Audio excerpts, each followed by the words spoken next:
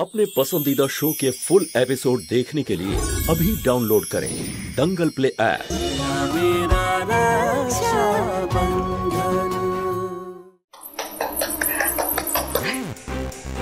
আরে বাবা, থেমে গেল ঝামেলাটা।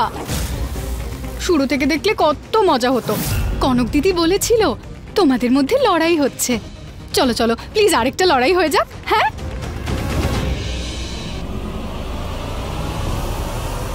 দাদা, যদি এরকম কোনো কিছু হতো না তাহলে আমি নিজেই এসে তোমাকে বলতাম, তুমি চিন্তা করো না। আমি যা যা বললাম সেই কথাগুলো তোর মাথায় ঢুকিয়ে নে।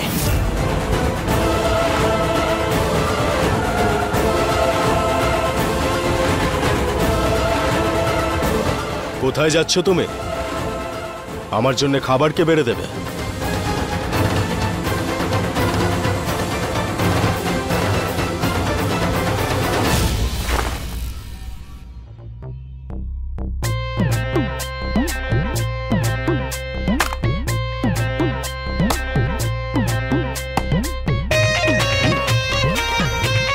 কি জিজু, এখনো রেগে মুখ ফুলিয়ে বসে আছো? জানো, রাগলে না তোমাকে একদম সিনেমার হিরোর মতো মনে হয়। কি জিজু, তোমার মাসেল দেখাও। হ্যাঁ, আরে মানে একটু বডি শডি দেখাও। আমাকে এখন ডিস্টার্ব করো না, ভেতরে দিদির কাছে যাও। যাও, সরে যাও, লেগে যাবে। আরে আরে আরে জিজু, তুমি লজ্জা পাচ্ছ? ছোটবেলায় না তো তুমি লজ্জা পেতে আর না লড়াই করতে, চুপচাপ বসে থাকতে শুধু। আমি যখন রতন জেঠুর বাড়িতে আসতাম না, তখন তোমাকে দেখে আমার একদম বোকা রাম মনে হতো। আর এখন দেখো কিরকম সিনেমার হিরোর মতো হয়ে গেছো, যে তোমার দিক থেকে চোখ সরাতে ইচ্ছেই করে না। আমি বললাম না সরে যাও, লেগে যাবে নইলে। সরো।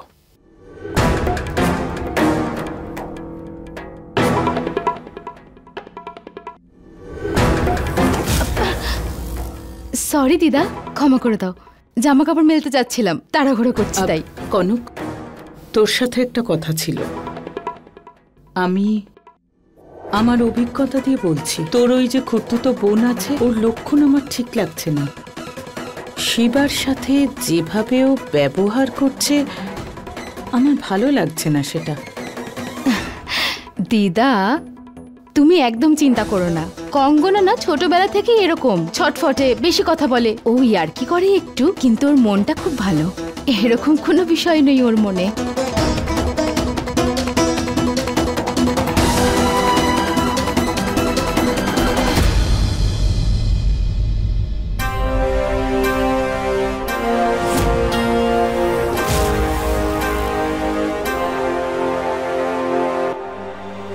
এখানে কেন শুয়ে আছো? কালকে যে আপনি জলের বদলে নেশার জিনিস রেখেছিলেন, তারপর থেকে আমি আর আপনাকে ভরসা করি না। তা তোমার কি মনে হচ্ছে এখানে লুকিয়ে থেকে তুমি নিজেকে আমার হাত থেকে বাঁচাতে পারবে?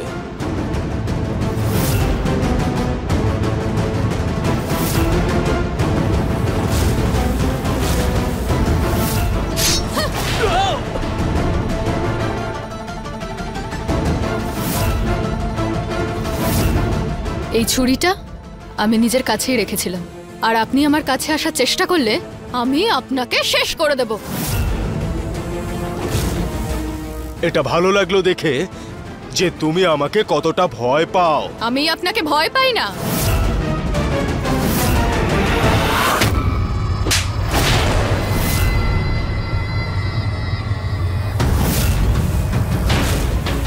আমি তোর দিকে কড়া নজর রেখেছি মেয়ে।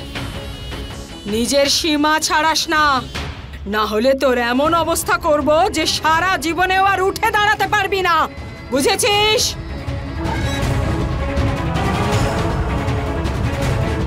যা আমার ঘরে আমার জন্য জল নিয়ে আয়। যা।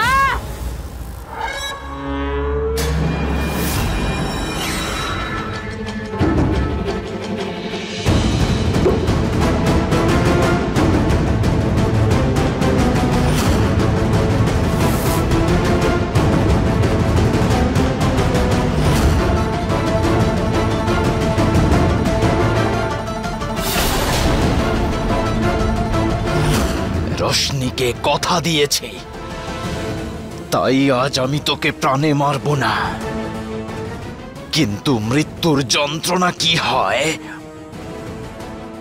সেটা আমি তোকে আজকে বুঝিয়ে দেব। এই কষ্টটাকে মনে রাখিস, কারণ পরের বার তুই আমার বোনকে জোর করে নেশার জিনিস খাওয়াস, বউর উপর জোর জবরদস্তি করিস, বউকে ভয় দেখাস বা হুমকি দিস, তাহলে এই দড়ি তোর প্রাণ নেওয়ার পর তোর গলা থেকে সরবে। বুঝতে পারছিস আমার কথা?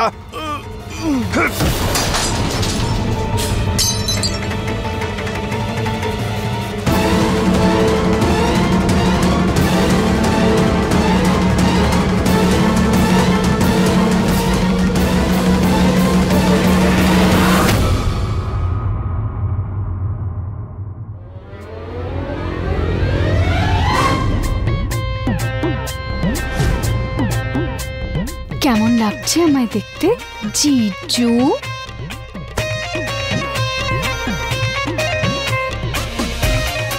টক ঝাল মিষ্টি তোমার দৃষ্টি আমায় যে পাগল করে, ও আমার জিজাজি।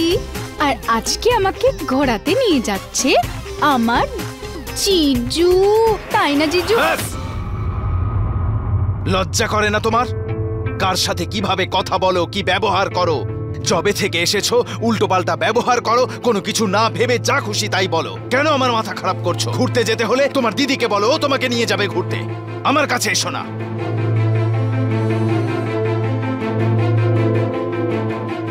দেখো কঙ্গনা, কান্না বন্ধ করো, বোঝার চেষ্টা করো এই মুহূর্তে আমার মনের ভেতর অনেক কিছু চলছে।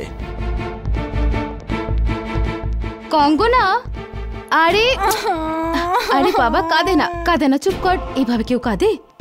শিবা প্লিজ নিয়ে যাও না ওকে, ও যখন ঘুরতে চাইছে ওরও মনটা ভালো হয়ে যাবে। আমার একটু শরীরটা ভালো নেই, না হলে আমি নিয়ে যেতাম। আমার অনেক কাজ আছে কনক, তাই কঙ্গনাকে আমি ঘুরতে নিয়ে যেতে পারবো না, বুঝতে পারছো?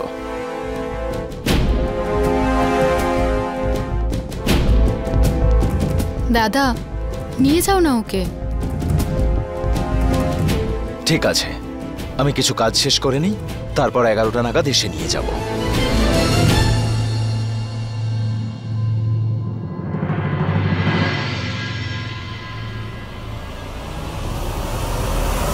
আর শোন, শিবা বাইরে যাচ্ছে, ও কোথায় যাচ্ছে, কার সাথে দেখা করছে, সব খবর দিবি, বুঝেছিস?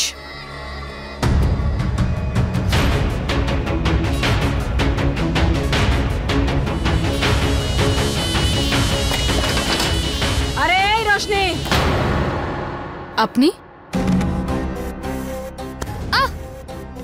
কোথায় লুকিয়েছিস আমার গয়না? বল, কোথায় লুকিয়েছিস? এটা কি করছেন আপনি? ছাড়ুন আমাকে, আমি কোনো গয়না চুরি করিনি। গলা নামা, আমি ভালো করেই জানি যে তুই সরিয়েছিস আমার গয়না। আপনার কাছে কোনো গয়না আছে কি নেই সেটা তো আমার জানার কথা নয়, আর আমি কেন নিতে যাব আপনার গয়না? খবরদার, আমার উপর একদম চুরির অভিযোগ করবেন না। মিথ্যে কথা বলছিস? হ্যাঁ, মিথ্যে কথা বলছিস আমায়?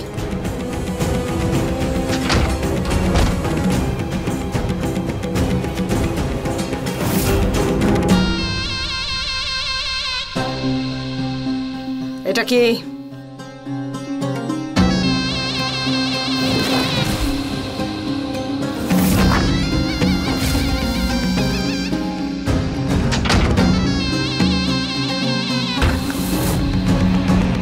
বল, কোথায় রেখেছিস আমার বাকি গয়নাগুলো? এটা এখানে কি করে এলো সেটা আমি জানি না, নিশ্চয়ই আপনি এখানে লুকিয়ে রেখেছিলেন। আর সাবধান করছি, আমার উপর চুরির অভিযোগ করবেন না একদম। না আমি আপনাকে ভয় পাই, আর না আপনার ওই ছেলেকে। চুরি তো তুই করেইছিস রোশনি, হয় আমার গয়না দে, না হলে আমার গয়নার টাকা ফেরত দে। আর কি করে সব উসুল করতে হয় আমি খুব ভালো করেই জানি। চল, ছাড়ুন আমাকে।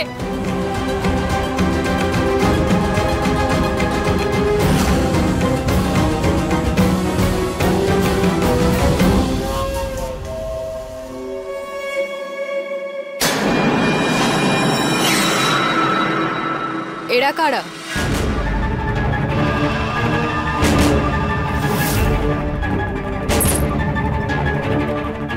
কি দেখছিস? হ্যাঁ, ওইগুলো পর আর নাচ। এখন তুই নাচবি, আর তোর নাচ দেখে এরা যা টাকা দেবে না, তাই দিয়ে শোধ করবি আমার গয়নার টাকা, বুঝেছিস? আমি কখনোই নাচবো না।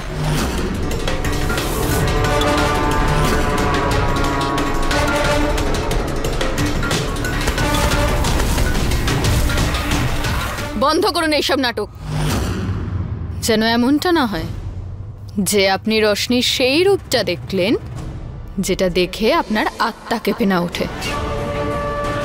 রশনি, মা যেটা বলছে না সেটাই হবে।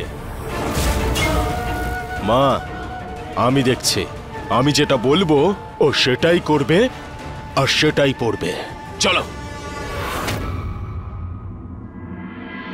তখন থেকে হোলি উৎসব শুরু হয়। তাহলে এই হলো হোলির গল্প। বলো নরসিংহ ভগবানের জয়। এই মেয়ে শোন,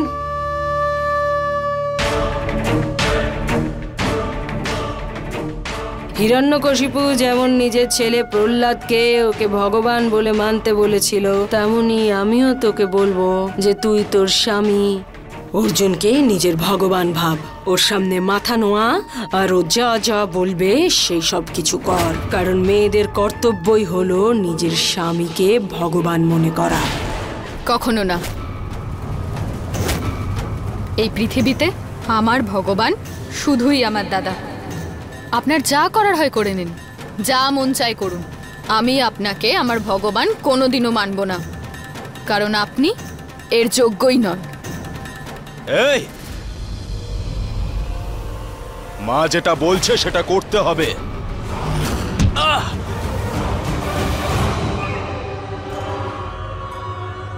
এটা তোমার একটু চেনা চেনা লাগছে না? যেটা দিয়ে গুলতি বানিয়ে আমি তোমার উপর একটা ছোট্ট পাথর ছুড়লাম আর তুমি এরকম মূর্ছে গেলে। আর আপনি নাম যশোদা আর কাজ রাক্ষসীর মতো। এই গল্পে তো আপনি নিজেকে হিরণ্যকশ্যপের চরিত্রে ভাবেন, তাই না? আর গল্পে হিরণ্যকশ্যপের কতটা বেদনাদায়ক পরিণতি হয়েছিল এটা তো আমরা সবাই জানি, তাই না? গলা নিচে করে কথা বলো মায়ের সাথে।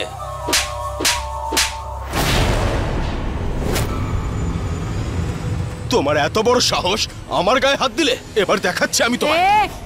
আওয়াজ আর মেজাজ দুটোই নামিয়ে। এটা আমাদের বাড়ির ব্যাপার, বাইরের লোকেরা যেন মুখ বন্ধ রাখে। কঙ্গনা, অনেক হয়ে গেছে, নিজের ঘরে যাও। কিন্তু দিদি, আমি বললাম যাও। রশনি, ওরা যা বলছে সেটা শোন। এখন এখানে তোর দাদা নেই যে সামনে দাঁড়িয়ে থেকে তোকে এদের হাত থেকে বাঁচাবে, কারণ ওরা তোকে যেটা করতে বলছে না সেটা কিছুই না, শুধুই এদের অহংকার। 2-1 দিনের মধ্যে শিবা বেল তো পেয়েই যাবে, আর ও যখন চলে আসবে এখানে তখন আমরা দেখে নেব এদের সাথে কি করা উচিত। ততক্ষণ তোকে ভেবেচিন্তে চলতে হবে। আমার কথা শোন। এ বাড়িতে অন্তত একজনের বুদ্ধি আছে। ঠিকই বলছে ও, মেনে নে আমার কথা। কখনোই না। আমি আমার দাদার মান এবং সম্মান দুটোই, আর দাদাই আমাকে শিখিয়েছে অন্যায় যে সহ্য করে আর যে অন্যায় করে দুজনেই সমান অপরাধী। রশনি প্লিজ। না বৌদি, এই পৃথিবীতে আমার ভগবান শুধু একজনই, আর সে আমার দাদা। আর সেই স্থান আমি এদের কখনোই দেব না। এদের যা করার এরা করুক, আমি এদের সামনে মাথা নত করব না। তোর যদি এটাই মর্জি হয় মেয়ে, তাহলে তাই সই। তাহলে তৈরি থাক নিজের দুর্ভাগ্যের জন্য।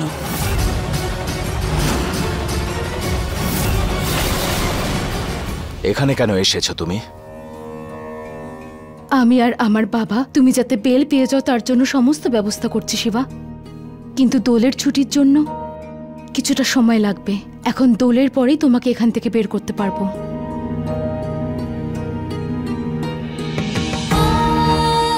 কতদিন আমার থেকে এরকম মুখ ফিরে থাকবে শিবা?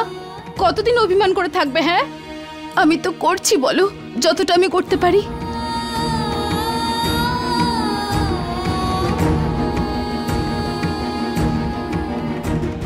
কনক,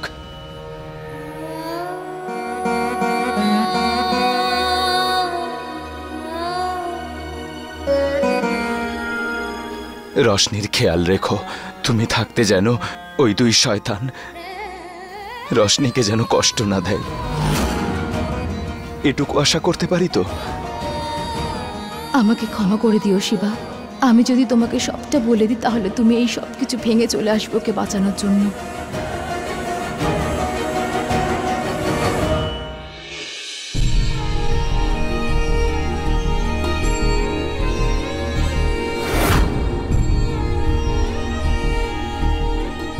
আমার রশনির খেয়াল রাখবে যতক্ষণ আমি জেলের বাইরে যাচ্ছি।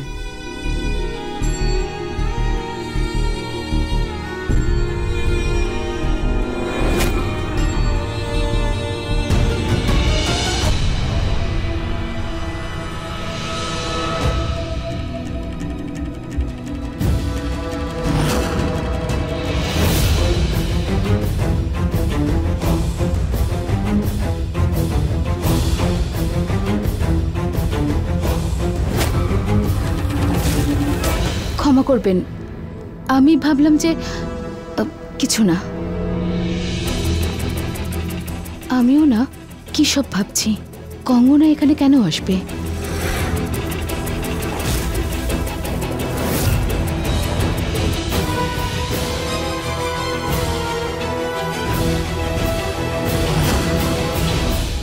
জিজু,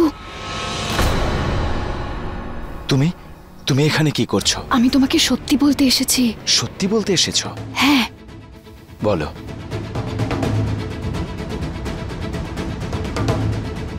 না, কনক আমাকে এত বড় কথাটা বললো না। ওখানে আমার বোনের সাথে এই সব হচ্ছে আর আমি এখানে আমি কিচ্ছু করতে পারছি না। না, আমাকে রশনির কাছে যেতে হবে। এই জেল আমি ভাঙবো, ভেঙে দেবো। এই জেল আমি ভেঙে দেবো। জিজু, শান্ত হয়ে যাও। এই কারণেই কনক দিদি তোমাকে সত্যিটা বলেনি, কারণ দিদি জানে সত্যিটা জানার পর তুমি এরকমই কিছু একটা করবে, আর ওরা তোমাকে অনেক দিনের জন্য জেলে বন্দি করে দেবে, যেখান থেকে বের হতে তোমার মাস কেন বছরও লেগে যেতে পারে। আর তখন রশনি দিদিকে কে বাঁচাবে এটা ভেবেছো তুমি? তাহলে কি করব? আমার কাছে একটা প্ল্যান আছে, যাতে তুমি জেলের বাইরেও বেরিয়ে আসতে পারবে আর তোমার বোনের সাহায্য করতে পারবে। তাড়াতাড়ি বলো।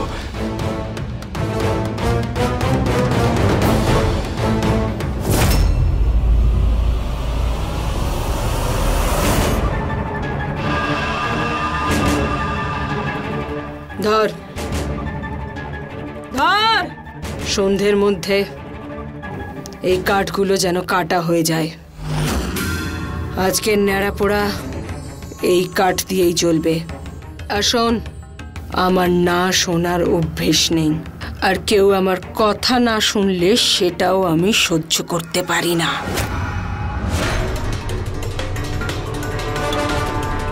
কাজটা যদি শেষ না হয় তার পরিণাম ভালো হবে না,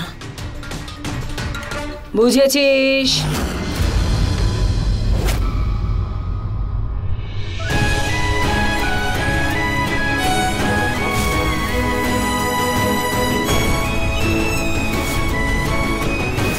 এরা যা বলছে সেটা শোন। এখন এখানে তোর দাদা নেই যে সামনে দাঁড়িয়ে থেকে তোকে বাঁচাবে এদের হাত থেকে।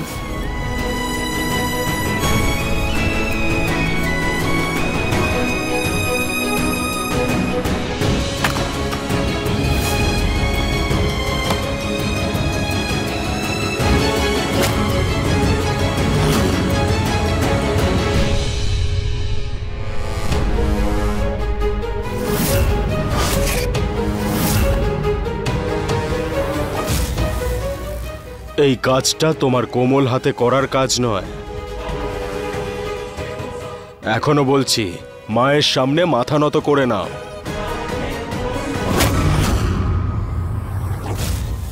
যদি পরের বার থেকে আমাকে আর ছোঁয়ার চেষ্টা করেন তাহলে এই কুড়ুল দিয়েই আপনাকে 2 টুকরো করে দেব আমি।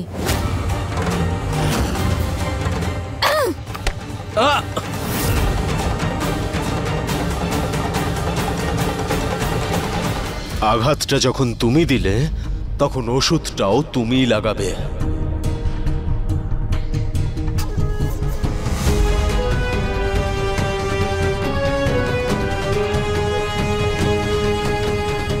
তুমি ভালো করেই জানো যে তুমি আমার কোনো ক্ষতি করতে পারবে না, কিন্তু তবুও যখন এই সাহস আর স্পর্ধা দেখাও না, তখন মন জয় করে নাও তুমি।